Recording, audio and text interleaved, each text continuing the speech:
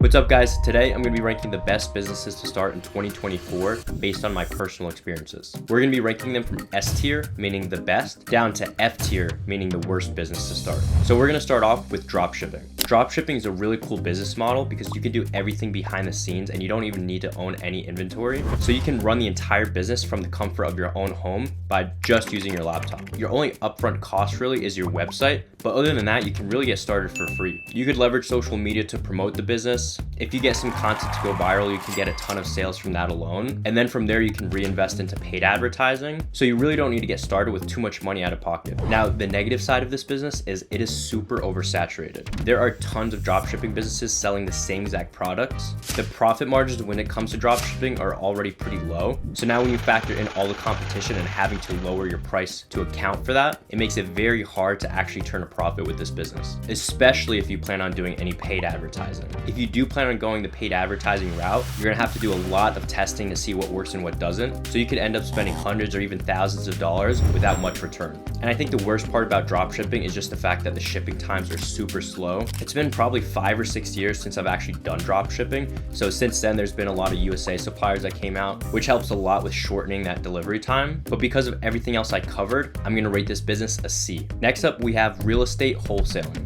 This is honestly the worst business model I've gotten into, at least based on my own experiences. I know a lot of people are gonna hate me for saying this, but personally, I think real estate wholesaling was the worst business model I've ever tried. Now, I'm not saying it doesn't work. There's tons of people seeing tons of success with real estate wholesaling, but if you're a beginner getting into the space, it's gonna take a long time for you to actually make any money with this business model. And unfortunately, a lot of people get into this business model trying it out for 3, 6, even 12 months without making any money and eventually just give up anyway. That's actually what ended up happening with me. I tried out this business for a few months, called hundreds of people every single day, had tons of conversations. And the unfortunate part is most of the people I actually got on the phone and was able to speak to was also getting dozens of cold calls by other people every single day. So by the time I got on the phone with them, they knew what my goal was and they wanted to get straight to the numbers, which another reason I didn't like this business model is just because most homeowners wanted to sell their home at a price point that just wouldn't be profitable for you. So even if you had a positive conversation, it ended up not going anywhere. Through the tens of thousands of calls I've made through this business model and hundreds of hours spent trying to grow the business, I really only ended up having a few potential deals and none of which actually went through. So 3 months later,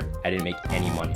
Now, that being said, once you finally do close a deal, you're making anywhere from $5,000, $10,000, even $20,000 per deal, which would eventually make all of those calls worth it. But because of my experiences with this business model, I'm gonna rank it an F. The next business model we have is becoming an influencer. So I actually really like this business model for a ton of reasons. First off, you can run this business completely behind the scenes. You don't need to be in videos, you don't need to show your face or your name anywhere, and you can just create a large following by being a theme page, or what people are now referring to as a faceless page. I actually have experience doing exactly that, where I grew a page to 300,000 followers, where I just reposted funny content. So my name and my face didn't appear anywhere. Now, you can also go the route of becoming a personal influencer, which is where you grow a large following behind your personal brand. I did this as well, getting to around 200,000 followers at one point, about 6 years ago when I was heavily focused on fitness and posting a lot of fitness content. Now, whether you go with the faceless approach or by building your personal brand, either way, it's a really cool business model because there's tons of ways you can make money. For example, you could do affiliate marketing, brand deals, promotional posts. Depending on the platform, you could actually monetize your accounts, so you're getting paid per view. And then you can even just sell your own product, which is what I eventually did and how I got into dropshipping. But when I was growing these pages about 5 to 6 years ago, I was getting paid anywhere from $50 to $200 just to post an advertisement on my story or on my feed. And I was making a few of these posts per day. So all in all, I was making a few $1,000s per week by growing these pages. Now, the only cons here, which I really wouldn't even say was a con, is just the fact that it takes a very long time to build these up and you need to be super consistent. You need to be posting content and working on growing your following every single day for months and months on end before you really start to see traction. Now, if you're able to do this, then after a few years of doing this, you'll have massive pages that can generate you a ton of money. But if you're inconsistent or you just take any long pauses, this is gonna hurt the algorithm and stunt your growth. So because of all those reasons, I'm gonna rank this business model an A. Next up, we have starting a pressure washing business. So I actually think this is the best business model to start. It's been in high demand for decades because people need their home washed, and in the future, they'll still need their home washed. So it'll continue to be in high demand for decades to come. Not only that, but there are only 22,000 pressure washing businesses in the United States and over 144 million homes, which means each pressure washing business has a potential to wash over 6,000 homes per year. Being that the average job value for pressure washing services is around $500, that means each pressure washing business has the potential to make around $3 million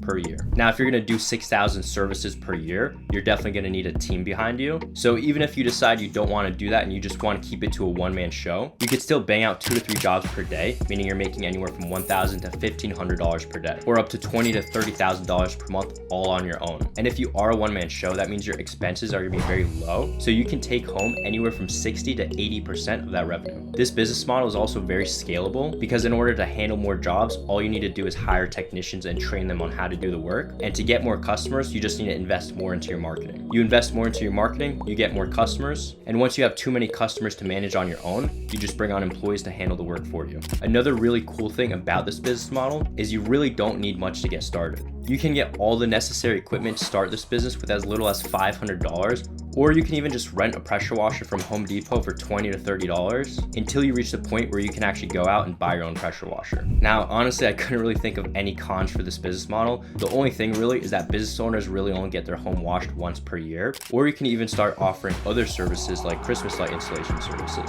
So because of all those reasons, I rank starting a pressure washing business S tier. Up next, we have starting a content creation agency. I have to say this is one of the funnest businesses I've started, but definitely not the most lucrative. The margins for the business are good because really there aren't much cost other than software costs, which is pretty minimal, and then obviously having a camera to shoot with to begin with. But like I said, other than that, you don't really have any other costs, so your margins should be super high. Plus, depending on your skill level, you can make anywhere from $50 to a few $100s per hour. Now, another thing to consider is there's a lot of competition and a lot of great editors out there. So unless you really stand out, then it's hard to charge those premiums. But if you can make yourself stand out in some way, then you can make some really good profit with this business. Plus, to get clients, you could leverage your network as well as do some cold outreach on social media to get your first few clients and then invest into paid advertising. Plus, there's tons of freelancing platforms that you can go on to get some work as well. I ran this business about 4 years ago, but in the first 3 months of running this business, I made about $20,000 all from cold DMs. What I did is I basically just searched for some brands in my niche on Instagram, offering my services and showing them examples of my work, and then closing them on deals anywhere from $200 to $2,000. Now, the only negative there is it is pretty time consuming to message all these accounts, and most accounts will never respond to you. But if I were to start this business again today, I would just hire a virtual assistant to do the cold outreach for me full time. So like I said, it was a good business and I had a great experience running it, but definitely not the best business to start unless you're really passionate about videography. And so I'm gonna rank this business model a B. And now the last business I'm gonna talk about today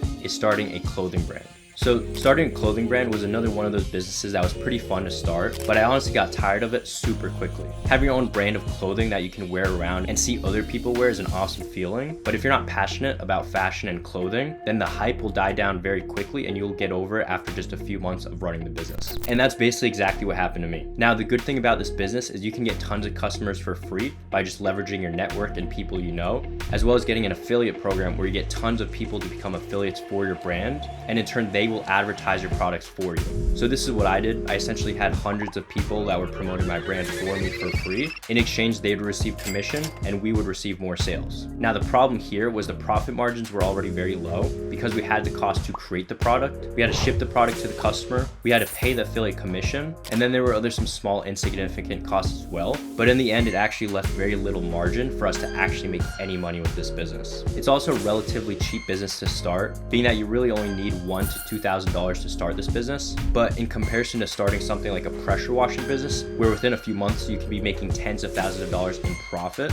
it just wouldn't be worth your time starting a clothing brand unless it's something you're really passionate about. So that's why I'd rank starting a clothing brand a C. So that's my ranking of the best businesses to start in 2024. Like I said, this is all based on my own personal experiences, so I'm sure a lot of what I said is a bit controversial and some of you guys might disagree with me. If that's the case, then comment your thoughts down below. I'd love to see what you guys think, but I hope you guys enjoyed the video and I'll see you in the next one.